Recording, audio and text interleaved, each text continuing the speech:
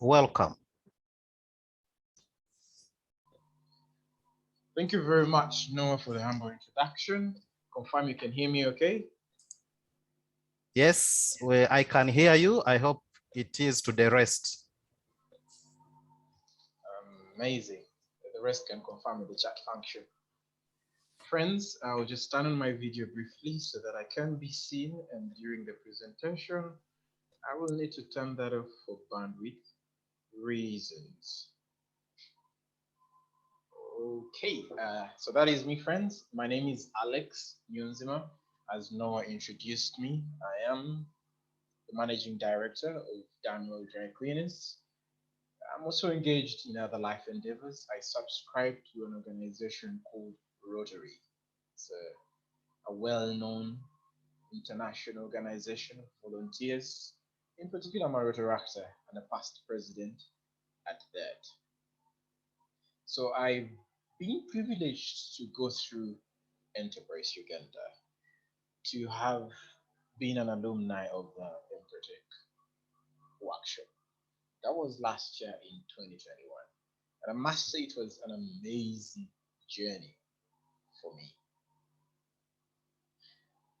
It was a well-delivered and practical training session that has seen me put into application a lot of content that I interfaced with. Apart from Enterprise Uganda, I've also been through the Stanbic Business Incubator, where I did study enterprise development. Stanbic Uganda was very generous to me and handed me a mentor who was by coincidence part of Enterprise Uganda.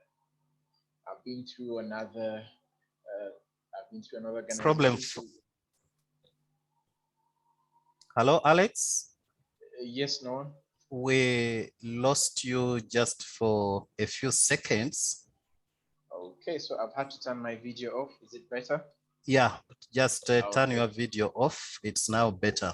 Thank you, Alex. Oh, okay, thank you very much. Friends, like I was saying, I've been through Enterprise Uganda, I've been through Stanbic Business Incubator for their enterprise development program. I've also been through Youth Business International.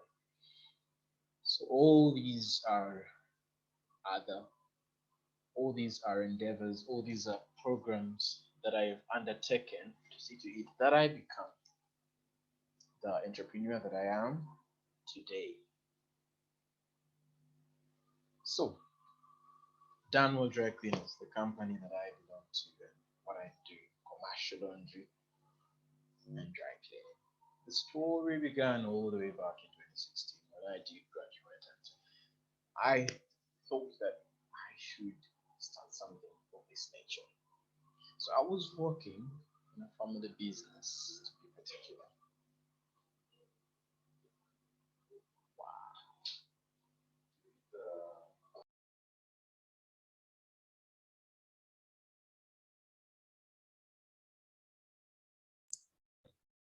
Alex, are you still online? Hello? Alex, you are muted. My apologies. So like I was saying, the story started way back in 2016. I was working in a family business. It was a hotel to be in particular. And one of the challenges that we identified here is we had a bulk of laundry. There was nowhere to do it from. So we thought it wise to set in-house a commercial laundry service that helps us handle the laundry needs of this particular hotel. Well, if you are well conversant with the workings of hotels, you very well know that it can get bulky and you can use a rudimentary local ways in laundry, fencing, and deliver a good product. So here we identified a need, and it did occur to me that if the hotel was facing this kind of challenges, probably there are other hotels that are facing the same challenge as well. So this informed our decision to enter into this particular trend. Hello, sorry, Alex. You may have to speak as if you are in a training hall of 200 people. So we request that your voice slightly goes a little bit higher, if you don't mind. Thank you. Sure, Noah. So this informed our decision to enter into this particular space of commercial laundry and dry cleaning. So we set up shop somewhere along Namirembe Road, and we bought equipment, and premises were open, and we never started. Why didn't we start? We didn't think we were well equipped. We didn't think we had the technical capacity to run it. So here we were, premises are set up, machinery in place, and maybe some of the team actually eager and holding their horses to start work, but we couldn't start. We knew that if we were going to do this business, if we were going to do something professional, we needed the right acumen to deliver the right service to the industry. So we closed instead of opening. It's a rather counterintuitive approach towards starting a business, but looking back, I don't regret any decision that was made, because people set up conventionally to open shop as soon as convenient for them, as soon as possible. They are very, very eager to start business. It wasn't the same case for us, because we opened, paid rent, set up furniture and fittings in place, the team is around, and we closed. Then I moved to a country called Kenya. The city of Nairobi is where I was staying. My purpose for being in Nairobi at that time was to train and get me the right skill and knowledge to run this business. If you asked me why I didn't do the same over here in Uganda, it's because, well, the industry is not that big here, and yeah, we're quite selfish with our knowledge. So no one was willing to actually come through and get to train me. So I moved to another country and started studying. This took me over 4 months, training in school, but also working. I got a job in the dry cleaners to get me that experience that I could have needed to employ in this country as well. So I worked there for 4 months, working overtime, working as often as I can. I think I actually worked 2 jobs, one in the school and one at the laundry. Then I came back to Uganda. So when I came back, I thought I was better equipped to run something of that nature. So we opened up shop somewhere on Namirembe Road and started doing the service. We were working with a hotel in the start. To be particular, the hotel is called Primera Hotel. We offered a service to them. They must have liked our service. So we stayed there for some time, handling not only the hotel, but also handling walk-in clients. So the model was B2B and B2C from day one. We scaled up slowly, really, really slowly, snail speed, I should say. One of the major reasons is because our plant, our main office, was located on Namirembe Road. If you are well conversant with the city and its workings, you very well know Namirembe Road is classified under downtown. And yes, that's not the perfect location to situate a business like mine. But nonetheless, we needed to be there for some time to learn and to bootstrap very well, because we were short on resources. Many entrepreneurs and many startup owners on the call, I'm quite certain, know the issues that startups do face as regards working capital.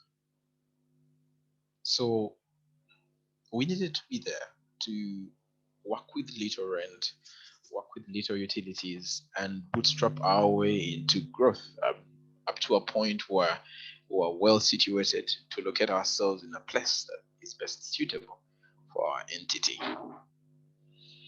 So Namirembe Road operated, learning on the job, learning from the industry, and doing our best to polish up our tread on a daily with every single consignment that went out. We used that as an opportunity to learn. And I must say it paid off. So during that year that we were in that particular location on Amiembe Road, we made a deal with the hotel. Here I am, a guy just left university a couple of years back, very little to no capital to run such an entity. We made a deal with the hotel to do their laundry using their equipment in their premises, but also do laundry for others from outside. Why was such a deal bought? One, Alexa team lead and his other people were now skilled and empowered. Very few of them do exist in the industry. They are trained. They are doing the trade for the hotel at no cost to them. All they are doing is using the hotel's equipment. You could say we rented or we hired the equipment. So during that year, we did a lot of that. And the partnership was amazing. It did work, I should say, because yes, we had the acumen to run a company of that nature, but we may not have had the resources to be fully mechanized. Our business, in particular the big scale industry players, are really fully mechanized, which makes it capital intensive in a way. But we had to hack it. We had to beat the system. And using that approach, we managed to beat the system at that particular point. So we were working with information we got from Nairobi, resources we got from the hotel, a team of trained people that we got to train from my knowledge that I got in Nairobi. Set up shop. We took a bait. We worked because we knew there was an opportunity for us to make meaning out of this industry with very few players, and we thought we could be among them. Now, Dunwell is currently at Ghana Imperial Hotel. How did we move here? After working for a year at Namiembe Road, we then noticed this can't scale much because of our location. We need to be situated elsewhere. We need to move into other spaces. We need to be where we are expected to be. We need to be where our customers are. We need to be where our industry is driving us. Now, I, the team lead, decide to take some bold moves as regards networking and growing my circles and my social capital. So I joined an organization called Rotary at that time to tap into the resources, to tap into the social capital. This has to come with. We very well know Rotarians to be well blessed people and well placed in this country's space. So I joined Rotary to help me, one, tap into the capital, but also make sure that I have potential clientele for any venture expansion. Now, through Rotary is where I met one gentleman who was generous enough to connect me to the space. Are you done? Let me finish. Through Rotary is where I got an opportunity to meet a gentleman who connected me to the current space that I'm having. They introduced me to the gentleman, the landlord in particular, who got me the space and helped me set up shop. Then we accessed capital through the same network, working capital, to help us set up and to help us increase our footprint. And when I say increase our footprint, we literally really multiplied and grew to, I think, a factor of 10 times fold from what we're doing initially. So Grand Imperial helped us make meaning out of the business. Yes, we have other locations elsewhere, but our head office is really where the biggest traffic is, and it's best situated. So over here, yes, it was a risk to move to Grand Imperial for me. The rent is crazy. It's really, really a lot, plus other expenses that come with it. So, but that's the price you had to pay for being in the place we needed to be, to serve the right people and to do the right work. That also helped us improve our value, the value we're giving to clients, because we're dealing with different people here. We're dealing with people who knew the industry. We're dealing with people who are willing to help us grow and improve our trade. So we moved here, and we've iterated over the years, over the past 3 years, to make sure that we keep refining the value, the offer we're giving our clients, to the point that we are at right now. We have automated, we have expanded, we have increased our capacity, we have onboarded new team members, and we have added more machinery. But all this is because of the current location and the opportunities it came with it. Of course, there were some errors along the way. I can't say it was a perfectly flawless story. But if we hadn't taken the bait to move to where we are right now, we would never have learned certain things in the industry, would never have assessed the implication of certain risks that we took towards venturing into new markets, into new spaces, and into new business. And we would never have gotten to actually fully implement all that knowledge we had burning inside us that we obtained from Nairobi. So through the networks of Rotary, our client base did increase. Not only Rotary, we are well situated behind Bank of Uganda, one of the biggest employers in this country.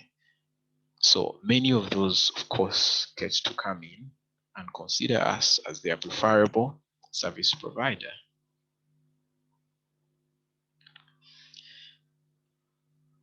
I'm very certain some of us on this call never knew what this company is, or you've never seen us advertising anywhere. But we are existent, we are growing, we are where we are. Because of the decisions we made over time, the networks we made, and the steps we took towards expanding this to where it is right now. So, Noah, with that brief preamble, I would like to hand it over to you so that I can attend to any questions that relate to the PECs. Thank you.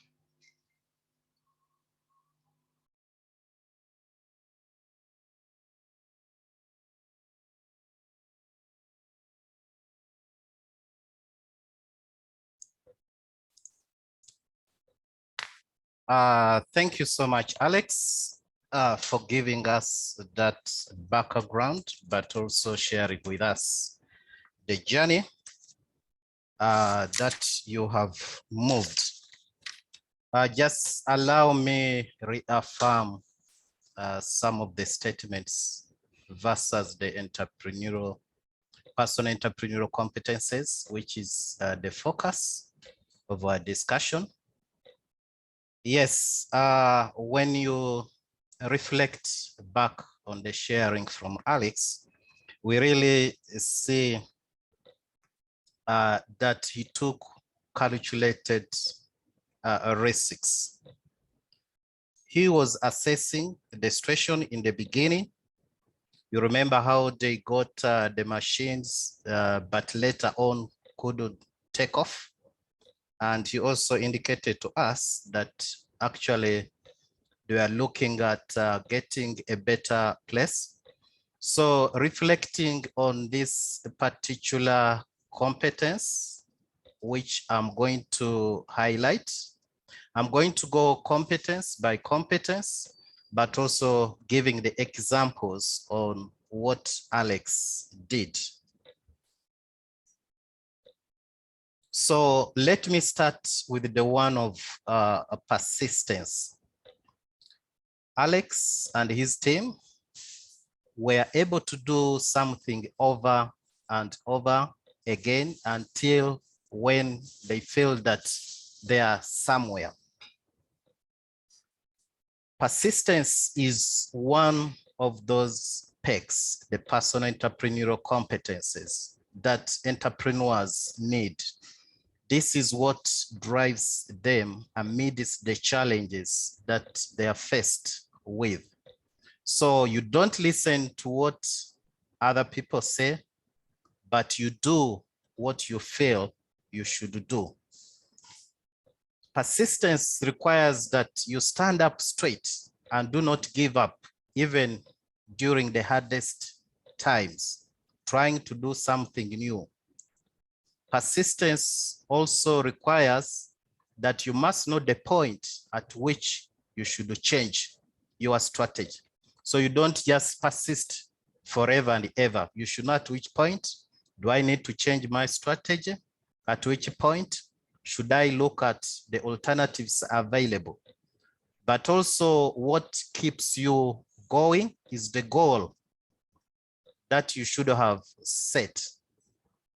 According to Alex, he had a vision of setting up a company that provides dry cleaning laundry services.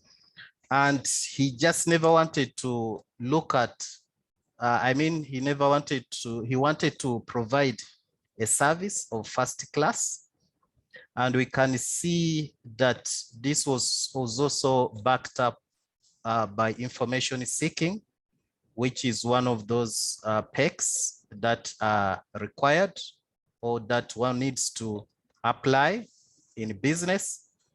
Alex clearly told us that he had to go to Kenya, where he was studying, but also at the same time working. And this is where he acquired really more skills regarding the industry, regarding the sector. So in terms of information seeking, he gathered the necessary information from so many sources, and I believe he used this for the right cause, but also this information helped him get the right skills, but also formulate the right strategies. In terms of opportunity seeking, that is one of those behaviors, opportunity seeking and initiative. This is very paramount to entrepreneurs, and that's being active in finding openings in the environment. And according to Alex's sharing or story, we see that Alex's eye was very keen on where he needed to place his business. Right away, starting from Namirembe, where they were located, getting more opportunities through to Grand Imperial.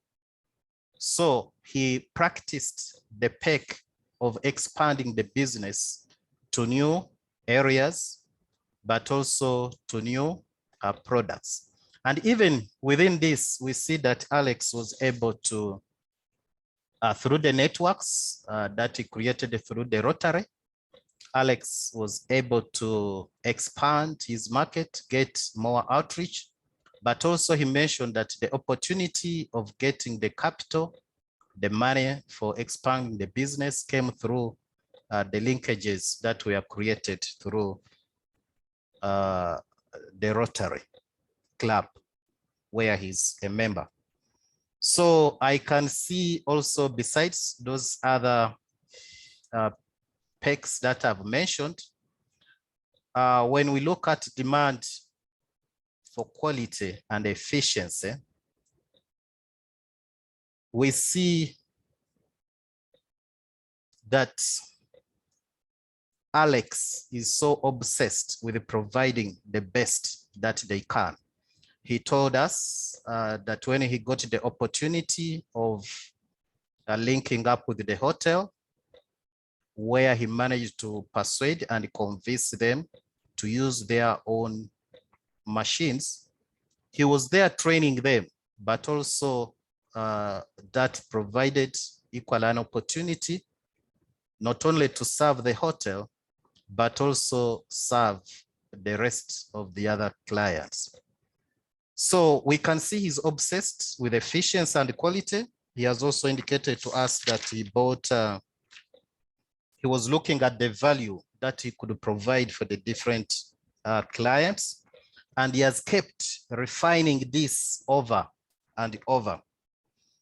He has also told us that they automated their services and also acquired more machines. So Alex was looking at putting in place processes, procedures that enable him to deliver a quality service more efficiently. Basically, what this PEC requires is that you look at doing things better, faster, and cheaper. And through Alex's sharing, we see that he has been able to practice this particular PEC for demand, for efficiency, and quality. In terms of, I've spoken about information seeking. Let me just speak about self-confidence. Alex has been able to trust his own ability and skills to deliver. We see that he exhibited a lot of self-confidence, approaching a hotel, convincing them that, hey, can I use your machines? I train your staff, but you can also allow me to serve others. In essence, this created also another opportunity for him to be able to take off. I believe at this moment, he was not having enough capital, enough money to buy what he needed, but this created a platform, a launchpad that enabled him to move to greater heights. So self-confidence as entrepreneurs requires our self-awareness and faith in our personal ability to approach every challenge, every situation with the confidence. Power and persuasion, this I've already spoken about it. Alex has been able to use deliberate strategies to influence other people. We saw this still with the hotel scenario, but also within the Rotary Club network, where he was linked up to the landlord and was able to negotiate the terms. He was looking at being located in an upscale place. And he has also mentioned that this is very favorable. We can see the corporate world, so to speak, around this location, Bank of Uganda, just being a few meters away. So Alex has also been able to use key people as their agents to achieve his own objective. And this is clearly illustrated by this engagement of one of the Rotary Club members. And he has also been able to develop and maintain a network of business contacts. Business contacts are very key, especially as we look at how can we access the market. There could be people out there, maybe who are in charge of procurement, people who matter. So specifically, entrepreneurs, we are required to know who is who and where and how best can I make use of them. So know who is who and where, how best can you use them. There are also networks that can give us access to funds, access to technology, access to human resource. So as entrepreneurs, please, let's use the PEC of power and persuasion, which is basically the ability to negotiate, the ability to influence the people around us. You can still use power and persuasion to influence your workers, to influence them to see your vision, your goals, so that they can get focused.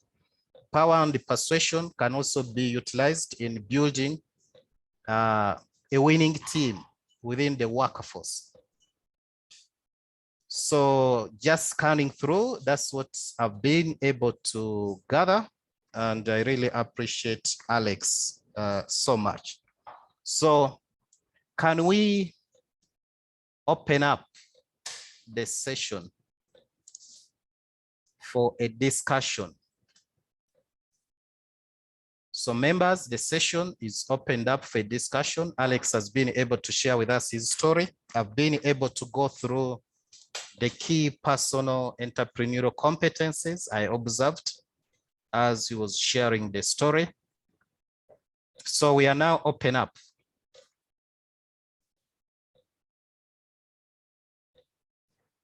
Yes, I can see in the chat room. Joshua is saying, wow, Noah, thank you for the recap.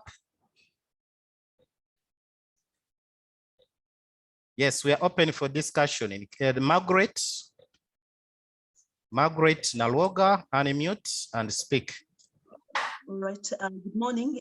Thank you so much, our moderator, and thank you so much, Alex, for sharing. Just trying to get clarity from Alex. How has he used like the social media in marketing? Has he used any social media in marketing, online marketing, any logistical support, because like he has to deliver what he has dry cleaned? How is he using the logistics, and what are like the points that has helped him in terms of logistics? What has been like his challenges, and what has been his wows in partnering with people who help him to deliver?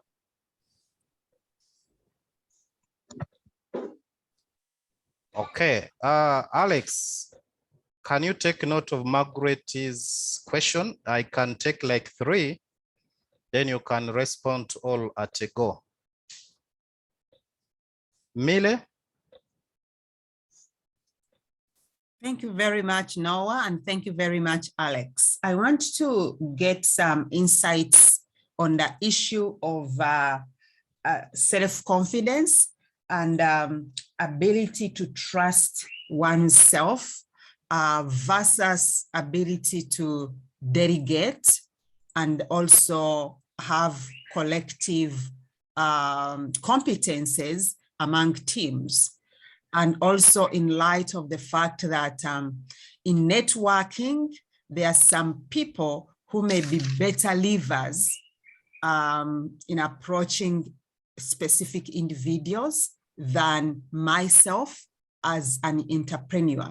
So how do I compromise these? Basically, do I have to have all the competences in me, or can I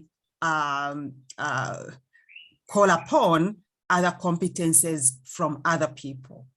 Thank you. Thank you, Mile.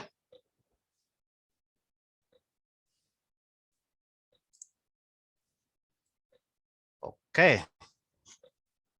From what I can see is that those could be the only. Is there another hand? Yes, Godfrey. Yeah, thank you. Am I through? Yes, you are through, Godfrey. Proceed. Yeah, thank you very much, Noah, for giving me the opportunity.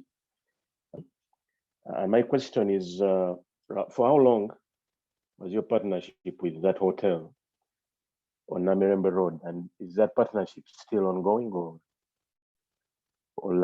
you set up shop somewhere but still on Namirembe Road? Okay, thank you, Godfrey. Yeah, you are very clear. All right. Yes. I said would take the first 3. Alex, before you take on the first 3, I would like to make my observations on Mile's question or issue raised. As an entrepreneur, you have strength in all these competences, some of which areas you may not be good at. So there are areas of strength and there are areas of weaknesses.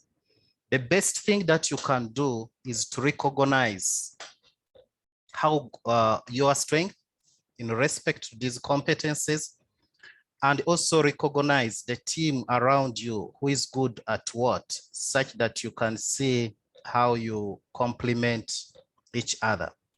Ideally, those who went through this Empretech training, you recognize that you cannot do everything alone and you cannot be good at everything alone. So what we implore entrepreneurs is, one, recognize what behaviors you have, recognize the behaviors of the team around you, and then build your team based on the existing stock of the strength. But also as an entrepreneur, it is your duty to see that you allow or you give an opportunity to your team to learn, to recognize these competencies and be able to utilize them.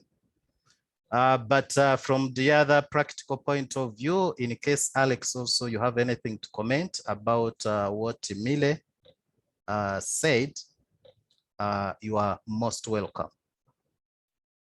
So over to you, Alex, to handle the first question and the rest. Thank you.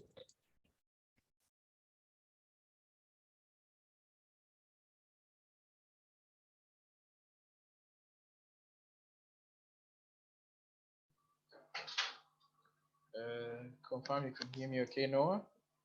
Because I think yes, you are fine, just a little bit louder. Okay. Thank you. Thank you very much. Thank you all for your questions. Millie, Margaret, and Godfrey. I'll start with Millie. I'll start with a question as regards social media, our social media presence. By our, I mean the company, Dunwell Dry Cleaners, but also my personal social media presence, my social media brand, team lead. Our company is doing fairly, not bad. We're doing our best to maintain a reputable, to maintain a working and a sustainable social media presence. We are in luck because the team lead is not so old and is a millennial and is born and existed around the time social media became something. So we're among the early adopters of this social media wave, but also the implementers of everything to do with it. So I took a hold of social media and its opportunities and capability for my business, and we established a digital presence, which we are growing by the day. On some platforms, we're doing fairly well compared to the others. On some, we're actually the leading in the industry as regards a digital presence and engagement. My personal brand, social media brand, is also quite vocal. I try as much as possible to keep it professional, but also channeled towards all my responsibilities as a person. Responsibilities centered beyond just my business, Dunwell Dry Cleaners, but also my roles in Rotary and society as well. Then there was a question as regards logistics. How are we handling logistics in terms of delivery, if I got it right? Well, we have our own department, in-house logistics department, that has delivery trucks, delivery vans, and bikes that help us coordinate the pick and drop off business. Hello, Alex. Yes. Alex, sorry, just raise up your voice a little bit higher. Okay, so I hope it's better now. So as regards logistics, we have our own in-house logistics department that has our own vans and our own bikes that help us coordinate the pickup and delivery service of our company. And we're not yet outsourcing. We aren't yet big enough to outsource, perhaps, or would prefer to really do it ourselves, considering it's sometimes on demand and sometimes it's during hours when other maybe logistics providers would not be able to come around. So as regards logistics, we are handling this in-house currently. Someone asked me about the partnership. Godfrey asked me about the partnership I had with the hotel and whether it's still ongoing. Well, we have since called off the partnership, unfortunately, because when we moved to our new site at the Grand Imperial Hotel, we saw we saw an avalanche of customers flocking to our business. So our business multiplying 10 times fold and our B2C model being stronger compared to the B2B right now meant that yes, some things we had to put off. So what we did, however, was a smooth handover. We set up a laundry for the hotel and we trained their people and handed the department back to them so that they no longer needed to outsource that and we no longer needed to worry about doing their business because now we needed to focus on this interestingly growing B2C model. Then the PECs. If I did get that question right, I think around the time she asked the question, either my network or hers was not really the best. But if I did get it right, my strength, my confidence, and what PECs stand out strongest for me. Well, in the assessment of these personal entrepreneurial competencies, the self-assessment and assessment from others, I have gotten to discover what stands out for me as an individual and where my weaknesses are. So these are 10 of them. Of course, you can't score relatively the same on all. I failed, and maybe I'm only human. Maybe that's why I can't score the same on all. However, I have my strengths were in independence and self-confidence. I think that's helped me navigate my way around the industry as the youngest key player, but also among the most vocal, among the most persistent, and among the most committed. So my persistence and commitment helped me stand my ground in the industry. And taking calculated risks, of course, those stand out for me. I'm a little low on planning and monitoring, unfortunately, and goal setting, which is, I think, one of the competencies pertinent to the success of a company. But I like to appreciate that I'm cognizant of this and my shortfall. And there is, of course, work and commitment towards making sure that I'm trying to polish up on these and trying to get them close to where others are so that I'm not standing out in others and really failing on others. Could say a very, very huge skew in the assessment. So thank you, Noah. I don't know if I'd gotten the last question right. The third one I answered.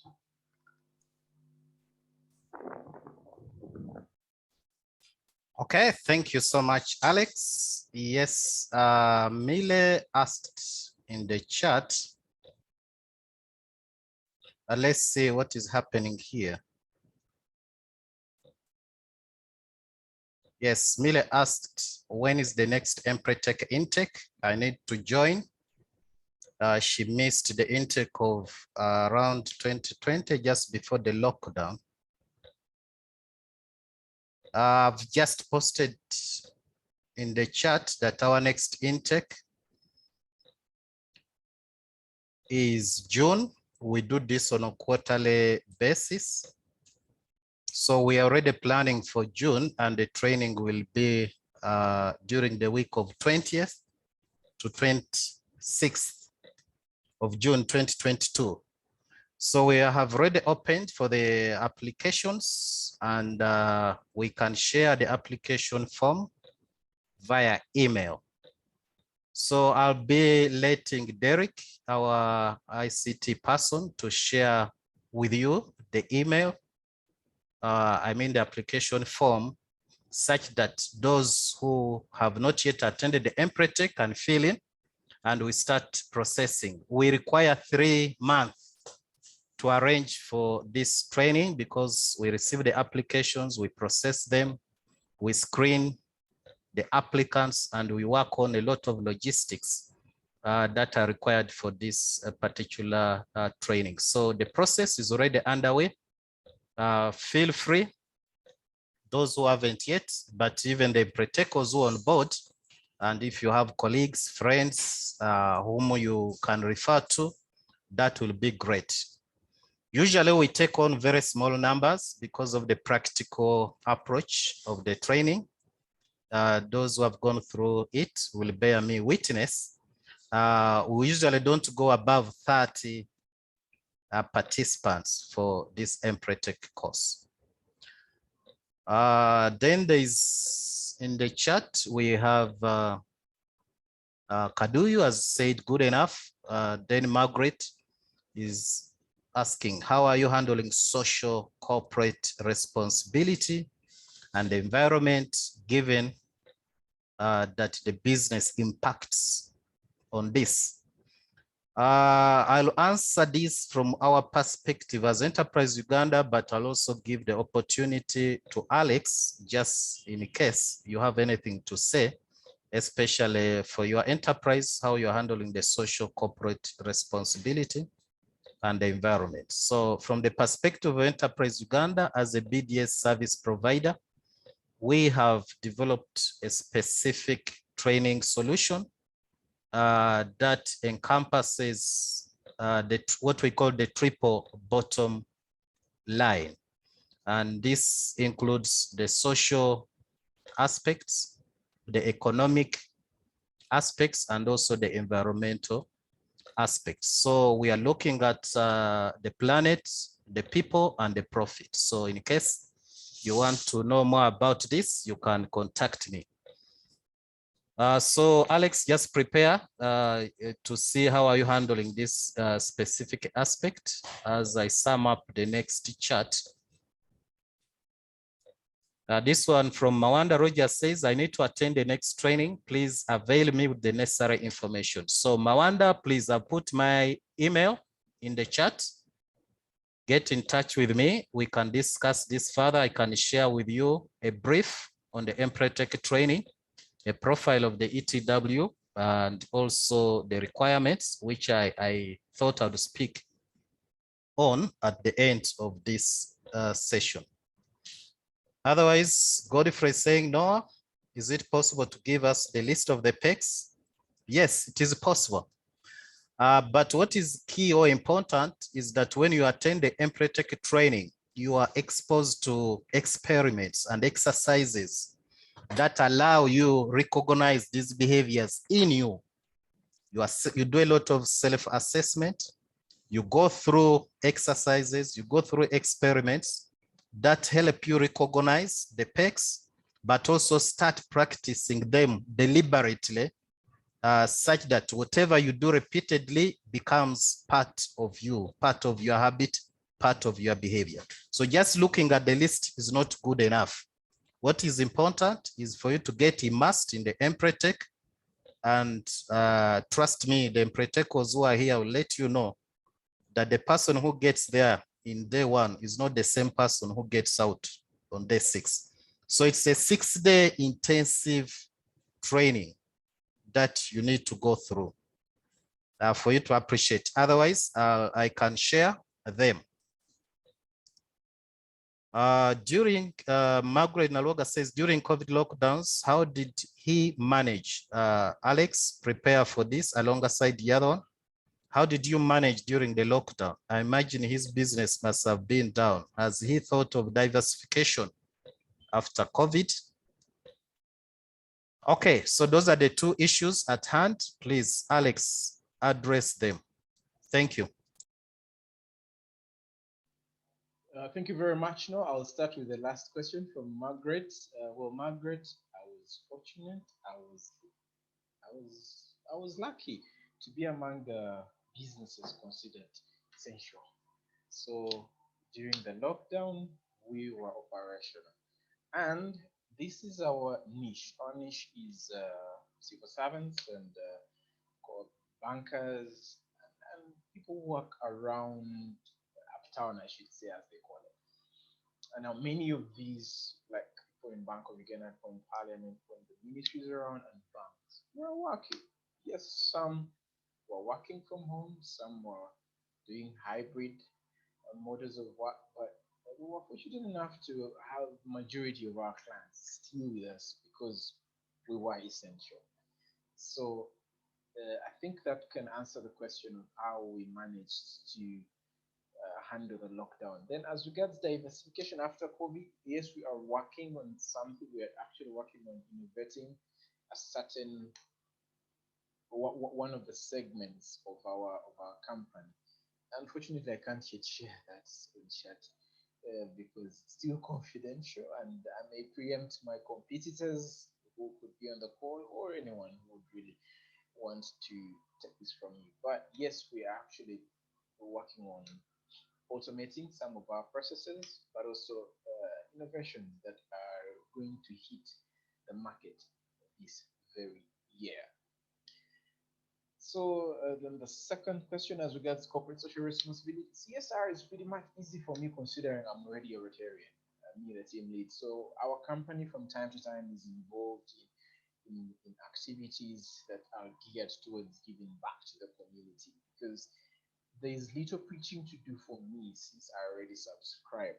If anything, we are involved in CSR activities every quarter. Some don't have to be really heavy on our budgets, because sometimes we volunteer given resource. So I hope that answers your question as well as regards environmental impacts. We are pretty green. It's one of the reasons as to why I went to study to see to it that actually whatever we involve in is something environmentally sustainable and looking for green eco solutions towards delivering of the same value to the clients. Thank you.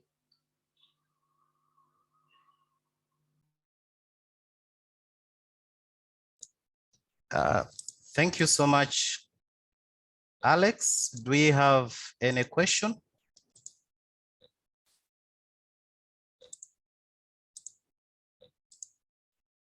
I've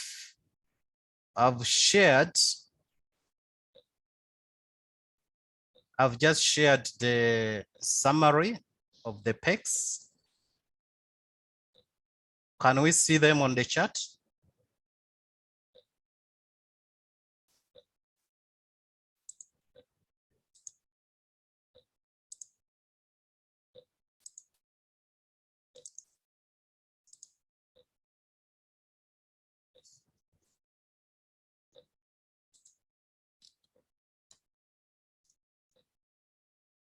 Some people are interested in knowing these PECs. Just allow me run through them very fast as we plan to wind up. I'll start with opportunity seeking and initiative. And the way entrepreneurs use this is that they are active in finding new openings or opportunities in the environment in which they are operating, either to start a new business, create a new market, or improve on the business operations. They also use opportunity seeking and initiative to extend their businesses to new areas, products, and services. They also utilize opportunity seeking and initiative to do things before they are forced or they are asked. So they are self-driven. So everything that you do under self-drive is categorized under opportunity seeking. Entrepreneurs also apply this PEC when they take advantage of unusual opportunities to start a business, obtain finance, equipment, and any other form of technical assistance. Whereas for the PEC or the behavior of persistence As I indicated earlier when I was going through the story of Alex, entrepreneurs do things continuously, irrespective of what others say or irrespective of other people's opinion. And it also involves doing something over and over again, but you must recognize at the level which you must seek for an alternative. So they stand up straight and do not give up amidst the challenges that they are faced with. They also take action in the face of significant obstacles or challenges. So taking repeated action or switching to alternatives is very key in this behavior. But what is also important and key is that they take the personal responsibility for whatever happens. Even if you have not sold, you take the personal responsibility for not being able to sell, but also if you have succeeded, you take the responsibility. This behavior allows them to look at how best they can work, especially in areas of failures, instead of giving excuses and blaming other situations. So commitment to work is simply giving in time and attention to do something that you believe in or you believe is right or something that you value, but also commitment to work or contract requires that you take the full responsibility to get the job or the contract done, and you focus on getting or creating delighted customers. Commitment to work also requires entrepreneurs to be able to meet their deadlines, to offer their services as agreed upon by the customer. And for this case, Alex, I believe if I brought my jacket and you told me after 2 days, it should be 2 days. So this is what they do. But also commitment to work requires entrepreneurs to make personal sacrifices because there are things that they do out of the ordinary. For example, if power goes off and yet you had some products to deliver, either you get an alternative power source or you stay late until you work overnight for you to be able to complete your job. But also commitment to work requires that you stand in for one another. If your colleague is not available or they have a challenge, you don't give an excuse to a customer that, my workers were not around, so we couldn't deliver. So you pitch in for them and you strive to make customers happy, satisfied all the time. Taking calculated risks as shown by the story from Alex, you have to take moderate risks. This is what usually successful entrepreneurs do. They don't dive in the pool that has got no water, okay? But they also don't take a lot of time, evaluating, assessing until, you just get lost in there. So this particular PEC of taking calculated risks requires that you deliberately calculate risks and evaluate alternatives. You also take action to reduce or to control the outcomes. And as an entrepreneur, you are always placing yourself in a situation involving a challenge or a moderate risk. Basically, this particular PEC of risk taking requires that you do something out of your comfort zone. Demand for quality and efficiency. This one is applied especially in areas of quality and efficiency, where you as an entrepreneur, you are obsessed or you put in place standards. You put in place systems, processes that should be able to give you the quality that you want to provide, but also considering the perspective of quality from the customer's point of view. It also requires that you provide quality products and the best services to the customers and you minimize areas and without wasting time, money, or energy. So in summary, as regards demand for efficiency and quality, you do things better, faster, and cheaper. And you also act or take actions that meet or exceed the standards of excellence. Goal setting, quite very clear. You plan every action and you carefully make decisions based on where you want to go. Setting goals and objectives that are personally meaningful and challenging. This is part of what entrepreneurs do in their daily lives. But also you must articulate a clear and specific long-term goals for your enterprise. But also, as you have the long term, you must have the short-term objectives that will definitely propel you to the medium and the long-term goals.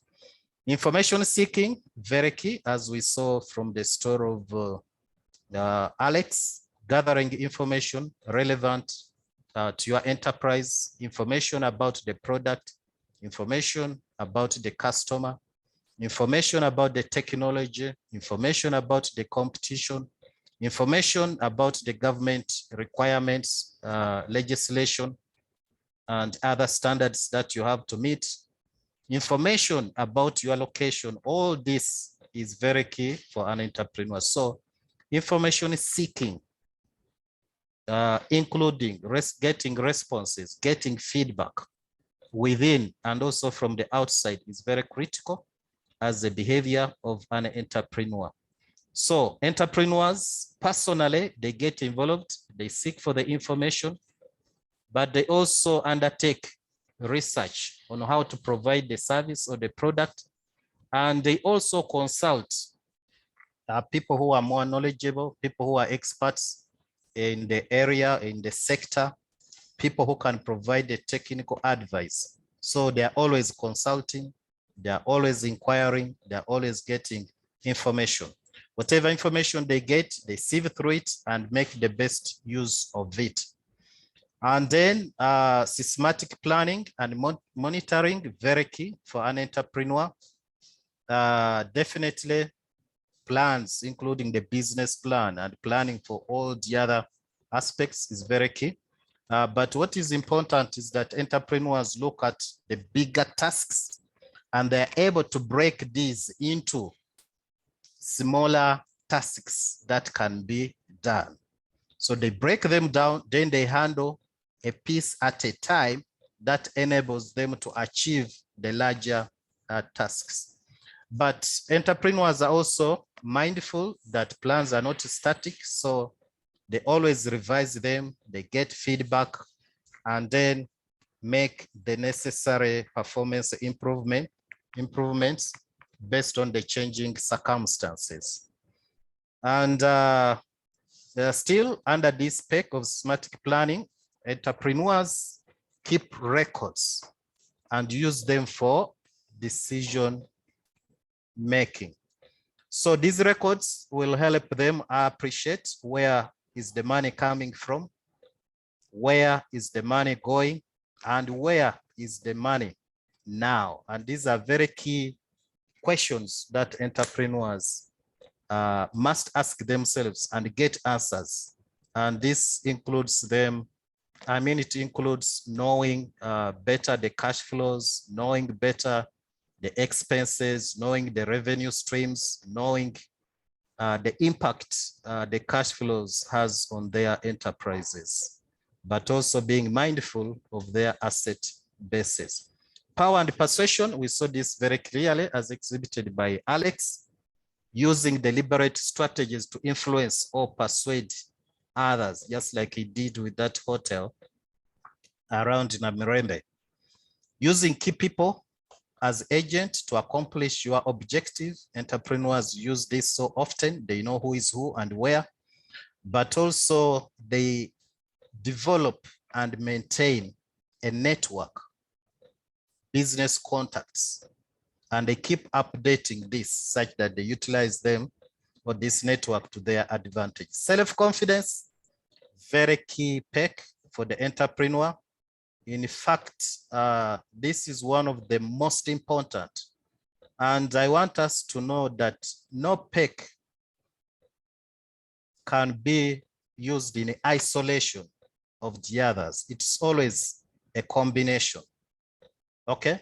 For example, if you are very good at persisting and you don't have goals, so what are you persisting for? You could be persisting for the wrong things. So you need very clear goals for you to persist. So you can see these usually go hand in hand. For you to plan very well, under semantic planning, you need information seeking. So these ones also go hand in hand. So self-confidence drives all the other PECs. And this is simply trusting in your own ability, your own skills, completing the tasks, being able to complete them, having the confidence to do whatever you have to do, and having a very solid self-belief. But also under self-confidence, successful entrepreneurs, there are people who seek autonomy from the rules and control of others. This doesn't mean that you have to go against all the laws of the land, but you identify what can you do in a particular circumstances, okay? For example, there are just certain things that society considers, you know, to be rules, but actually there's no law that forbids. So successful entrepreneurs are always looking out. What is it that I can do in this particular circumstance? Is there a way I can navigate around? Is this a law or it is just an assumption? We have so many assumptions that people think are laws. And one such clear example happened in our country, where because banks used to close by noon long time ago, so everybody thought that was the law. But actually there was no law forbidding banks to work beyond that. So it just happened that Greenland Bank came and was the pioneer of, you know, working past 2. It increased to 4 until even late. So some of these things are just people's beliefs, but it's not that they are laws under our constitution, so to speak. But also under self-confidence, you must strike your own judgment in the face of opposition or the early lack of success. So you express your confidence in your own ability to complete a task. So I've just run through these, but as indicated earlier, for you really to get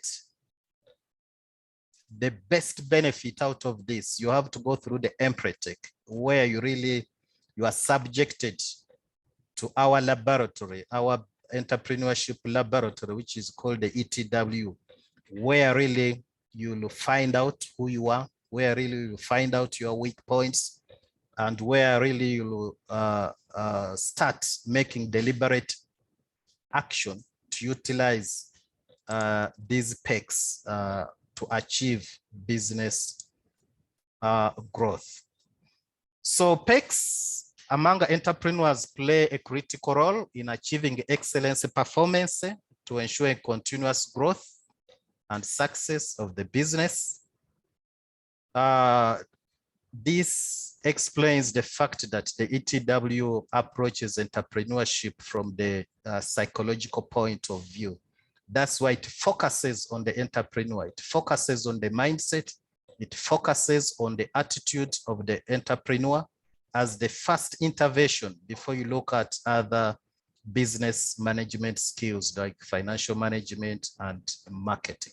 So the entrepreneur is the one who showed us both the risk and the success of a business and the standard needed to carry out their business successfully. So members, we really appreciate you a lot. It's coming towards 10:30. And going back to our chat room, somebody is saying, can I launch the T2E poll and training query poll now? And this is from EUG. So shortly, we shall allow our team to do this. Otherwise, I see there are no more questions, no more comments. We really appreciate you and the Empretecos who have been on board. I think this has been a good time for us just to reflect and appreciate what we went through, but also hearing from Alex, how these PECs have really assisted him to remain afloat, to stand out of the crowd, but also face challenges head on. Yes, Godfrey. Godfrey, unmute. Yes. Yes. Can you hear me now? Can you hear me? Yes, we can hear you, Godfrey. Proceed. Yeah. Thank you. Thank you once again, Noah. If Alex is still on, could this throw more light on the B2B and B2C models, just briefly? Thank you, Godfrey. Alex, are you on? Unmute. Yes, I am, Noah.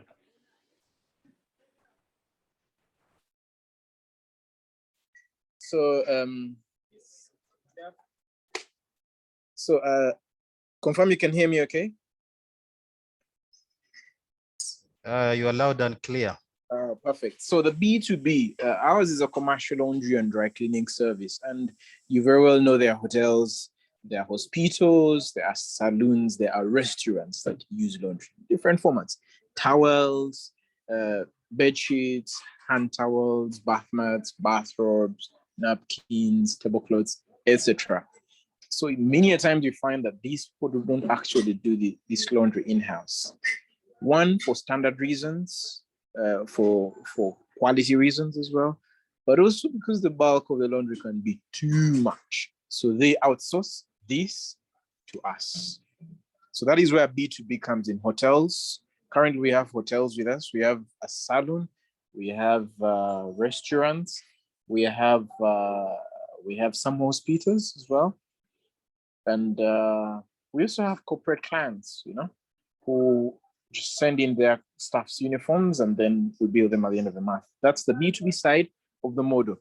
The B2C side of the model is typically walk-ins, the retail clients who walk in and bring a suit, 10 suits, 5 suits, and pay instantly. So those are the two models that we are currently running. Thank you. Thank you so much, Alex. B2B is business to business. B2C is business to customers. So next time we shall have C2C. All right. Okay. So in our chat room, we have Julius. Okay. Our training quality is on, but I just wanted to highlight this comment from Julius at Maureen. Oh, constant costs. Your situation is tough. Can you renegotiate rent payment with your landlord? Also renegotiate salary wage payment with staff so as to be able to have some cash flow in intervals, regaining lost market. I think it's better to have repeat customers and constant communication with them to keep the relationship moving, even in hard times. Demand for your product, I think you can bank on that to still get new customers, but keep them close in hand and soft times. Yes, we really appreciate your edification, Julius. I agree with the observations and the comments that you have put forward. Members, I once again say we are really so happy to host each one of you, more specifically our guest, Alex Niyonzima. Thank you so much. Those who are hearing the word Empreteco, maybe for the first time, Empreteco comes from Empretec, and the people who have done the ETW are the people we refer to as the Empreteco. So it shouldn't confuse you, but there is a chance if you want to become one. The room is open, and please submit your application. our ICT, our DEW hosting email will circulate the application form. We want to process this by April, then we make arrangements for screening the applications around March, such that by April we are set for the next training. Thank you so much for your time, but please attend to the training quality evaluation poll. Derek, can I welcome you to guide us on this?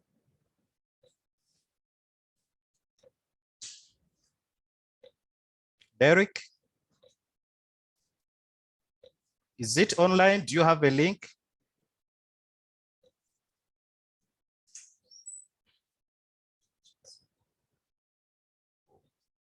Charles? Charles, please guide on this. I don't see the link to the quality evaluation.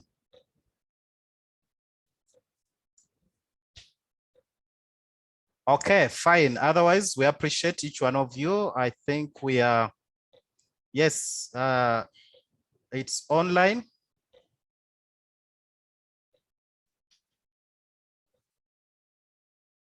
Okay, our quality evaluation is online. I thought we'd have the link here so that the members can straight away go that side. But in case you have missed, we can easily reach you via the emails that you have used to log on. I appreciate each one of you. Once again, Enterprise Uganda, we remain your partner in business development. And feel free to get in touch with us. Otherwise, that withstanding, I wish you a lovely day. And I believe this has made an additional learning. Entrepreneurs are learning and unlearning, as one of us introduced himself. So let us continue still meeting for our next session next Thursday. We shall be letting you know the topic of the session. Thank you so much. And you can sign out. You can give a comment as you sign out. And we believe we shall meet again. So I remain Noah Wandera, your host from Enterprise Uganda. All the best.